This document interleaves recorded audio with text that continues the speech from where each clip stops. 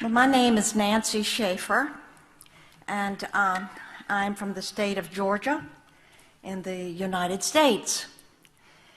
And thank you for your gracious invitation to join you tonight. And thanks to all of you who have made this incredible World Congress of Families number 5 in Amsterdam possible.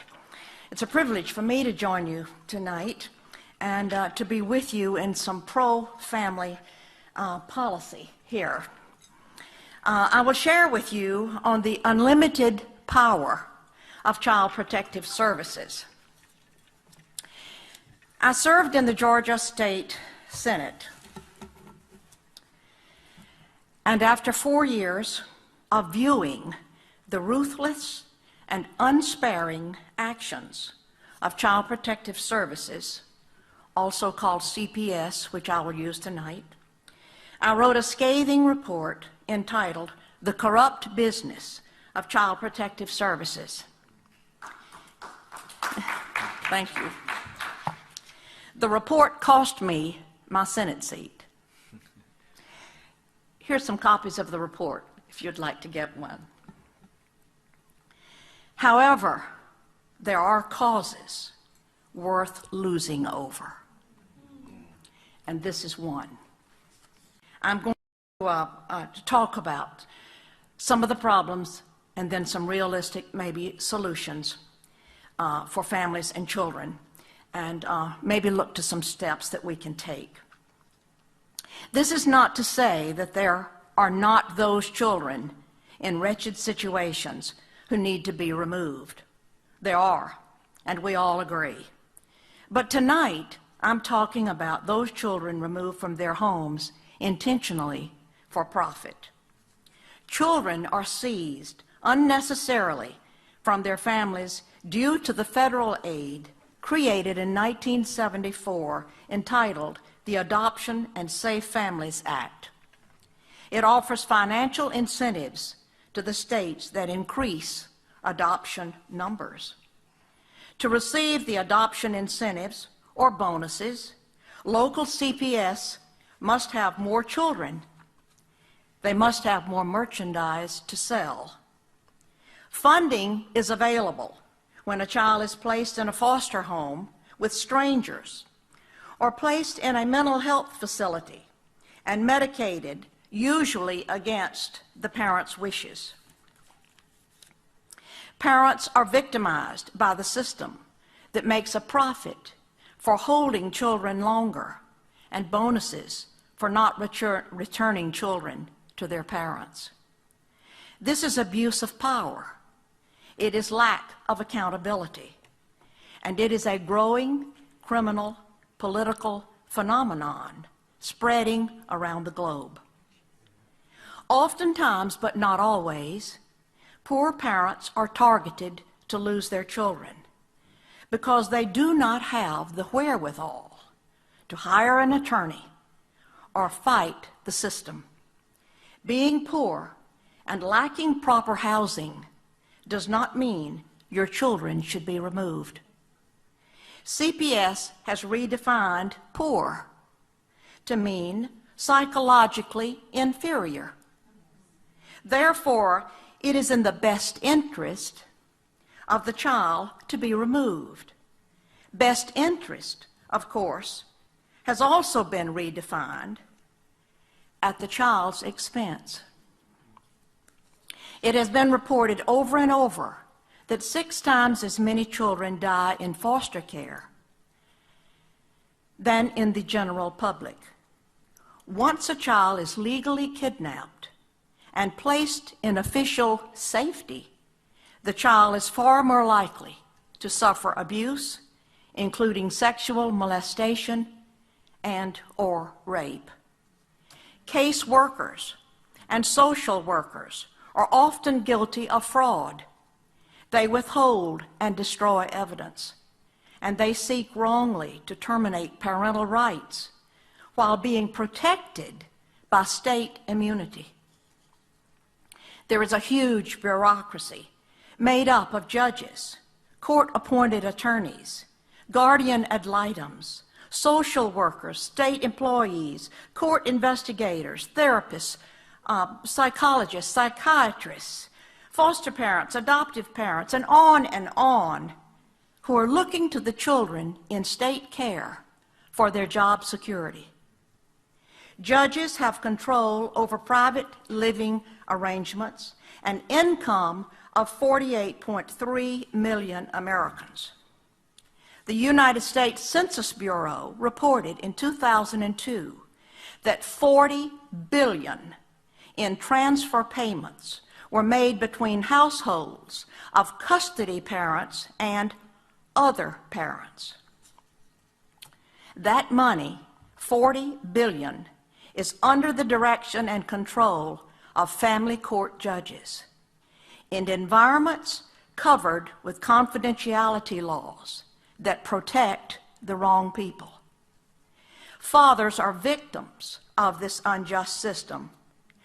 Child support payments, even without having visits with their children, are choking the very life out of fathers. 3 fathers, of whom I am aware and have been in touch with, committed suicide in the last 12 months because they lost the opportunity to even visit with their children. These are crimes against humanity for financial gain. Rights are removed from parents, human rights, civil rights, and even religious rights. One illustration of what took place in my district is that after so many calls, I decided to call a meeting in one of the counties of my own district. I personally called 37 families that had been in touch with me who had all lost their children, grandchildren. I had them meet me in the library one Saturday morning. We started at 9 o'clock and we ended at 9 o'clock. We had 50 families standing outside the door that could not get in. We didn't have time to talk with them. There was incredible anguish and profound suffering from these families. Some children had been taken off the school bus, taken out of the hospitals, or taken out of their homes in the middle of the night, and even worse. It was just an incredible ordeal.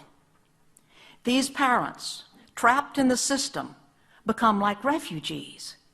They're dazed and glazed and have no one of whom to turn. They do not know what to do, and the loss of their children is devastating. After having worked in this arena for several years, I do not believe that a single child comes out whole after having been in this system. Many foster children make up the homeless population of today.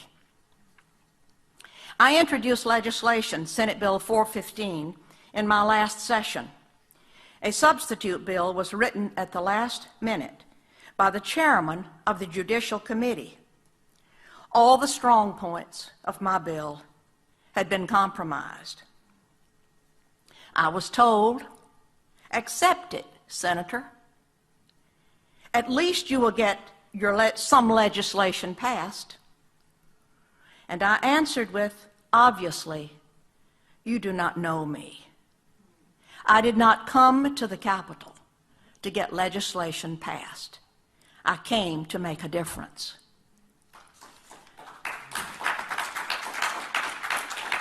What can be done? An independent audit should be called on every state of all Child Protective Services departments. I am in touch with congressmen and state officials, and the door may be possibly opening very slowly. A federal congressional hearing is needed. But let me add, due to the hundreds upon hundreds of cases that I've been called to consider, I placed calls to state senators, representatives in their respective states across the country, asking them to help me with certain families. And I was told, if I help that family, or if I help you, I will lose my job. Remove, abolish the federal and state financial incentives, and those are taxpayer dollars.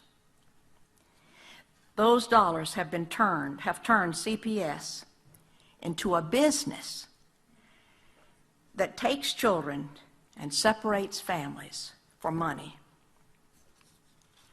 Open family court. Remove the confidentiality laws. Give parents their rights verbally and in writing. I even feel that to terminate the rights of parents, the case should be heard before a jury. Family rights and parents' rights must be protected. We do not need more influence like the UN's Convention on the Rights of the Child. It's anti-parent, anti-child, and anti-common sense for the family.